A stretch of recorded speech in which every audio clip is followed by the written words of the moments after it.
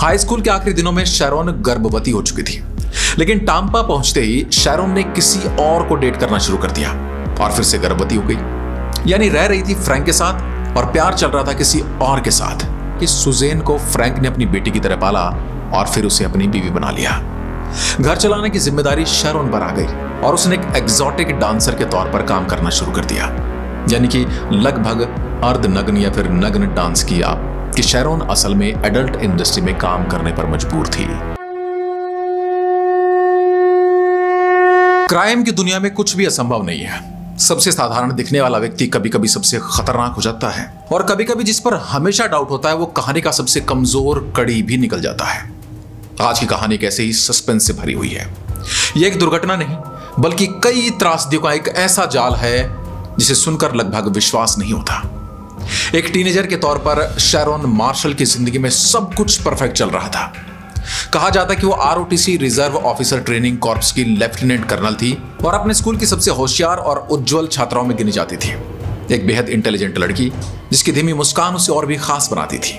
1986 में जॉर्जिया के forest park से हाई स्कूल ग्रेजुएशन के बाद शैरोन को जॉर्जिया इंस्टीट्यूट ऑफ टेक्नोलॉजी से फुल स्कॉलरशिप मिली थी।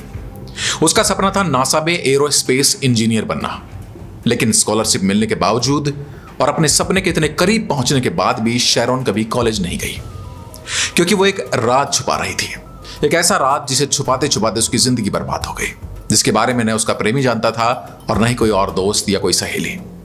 हाई स्कूल के आखिरी दिनों में शैरोन गर्भवती हो चुकी थी अपने बॉयफ्रेंड से, जिसे उसने कभी यह बताया ही नहीं।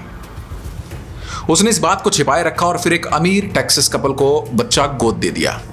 यह वहां का आम कल्चर है, लेकिन यह प्रेगनेंसी उसके सारे प्लान्स हिलाकर रख चुकी थी। उसकी जिंदगी के सभी प्लान्स को चौपट कर चुकी थी। उसका कॉलेज और वैज्ञानिक बनने का सपना अब खत्म हो चुका था। कहा जाता कि उसने अपने बॉयफ्रेंड के साथ भागने की कोशिश भी की थी, लेकिन असफल रही। पर वो भागना किससे चाहती थी और क्यों भागना चाहती थी, इसका राज बहुत गहरा है जो आपको आगे पता चलने वाला है। कॉलेज की सारी संभावनाएं खत्म होने के बाद शैरोन ने टाम्पा, फ्लोरिडा का रुख किया एक नए जीवन की शुरुआत के लिए, एक आदमी फ्रैंकलिन डिएलानो फ्लॉयड के साथ। इस इंसान को हम इस पूरी वीडियो में फ्रैंक के नाम से ही बुलाएंगे और यही इंसान आपको इस कहानी में सबसे ज्यादा हैरान करने वाला है। लेकिन टाम्पा पहुंचते ही शैरोन ने किसी और को डेट करना शुरू कर दिया और फिर से गर्भवती हो गई।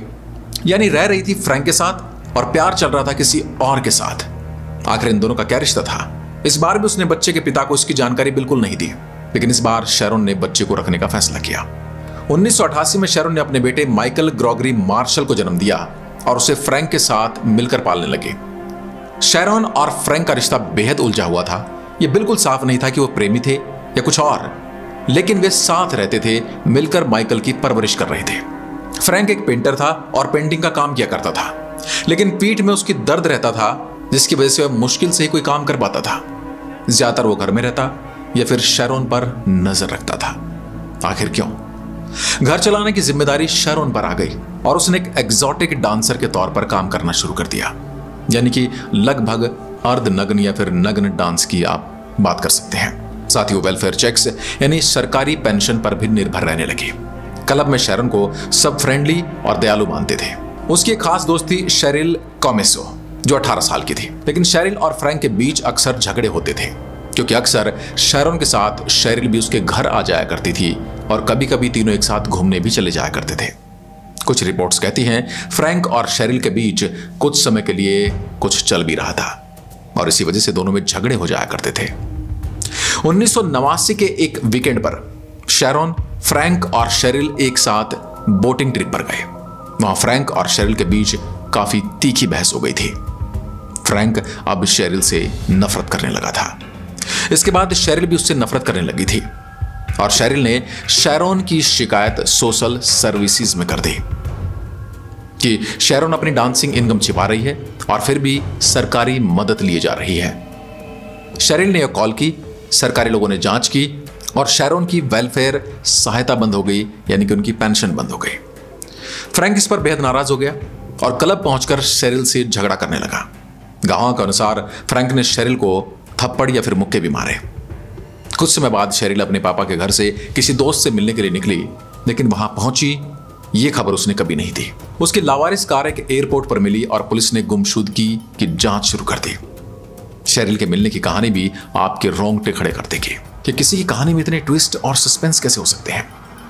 फ्रैंक और शैरन दोनों पर शक किया गया, लेकिन कोई सबूत नहीं मिला। जल्दी फ्रैंक और शैरन ने सब कुछ छोड़कर वो इलाका ही छोड़ दिया और फिर से एक नए नाम के साथ नई जिंदगी जीना शुरू कर दिया। 1989 में फ्रैंक और शैरन ने शादी कर ली। फ्रैंक के अनुसार सिर्फ इसलिए उसने शादी की थी शैरन के साथ कि शैरन के बेटे को उसका नाम मिल सके, लेकिन वे लगातार अलग अलग नामों से घूमते रहे। आखिर क्यों?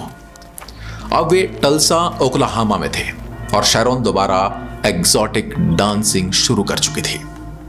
जहां भी वो जाते शैरन दोस्तों में लोकप्रिय हो जाती, लेकिन फ्रैंक को उसके दोस्त ज्यादा पसंद नहीं करते थे।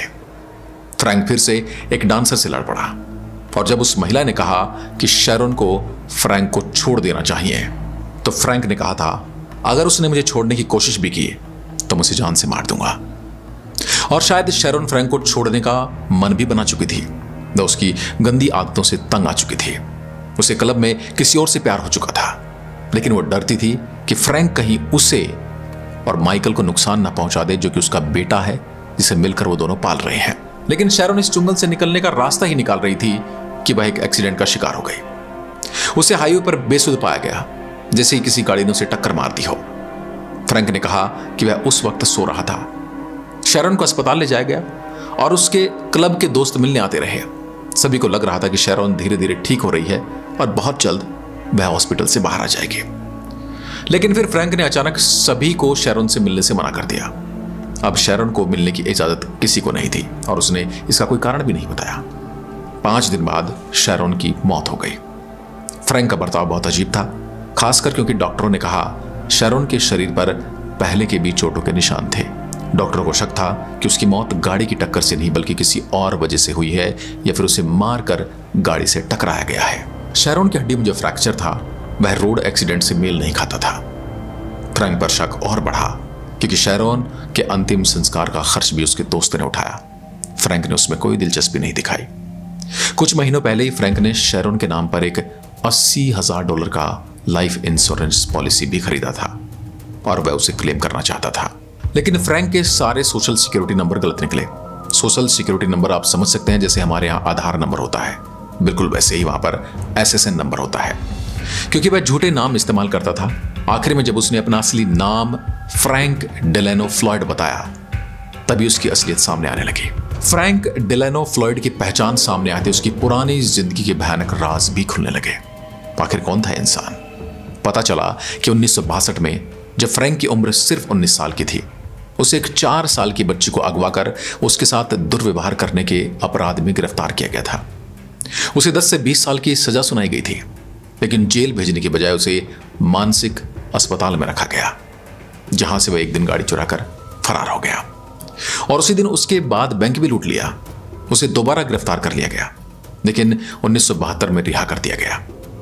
रिहाई के कुछ ही समय के बाद उसने एक पेट्रोल पंप से एक और महिला को अगवा करने की कोशिश की और फिर पकड़ा गया, लेकिन इस बार उसने जमानत भर दी और कोर्ट में पेश ही नहीं हुआ। उसके खिलाफ फेडरल वारंट जारी हुआ, लेकिन फ्रैंक गायब हो गया, यानी कि वह फरार हो गया। वह देश भर में अलग अलग नामों से घूमता रहा, जब तक कि शैरन की इंश्योरेंस क्लेम के दौरान उसे फिर से अपना असली नाम देना पड़ा। पुलिस हरकत में आई और फ्रैंक को जॉर्जिया में पकड़ लिया गया। अब वह जेल में था और शैरन के दोस्तों को यह एक इंसाफ की तरह लग रहा था।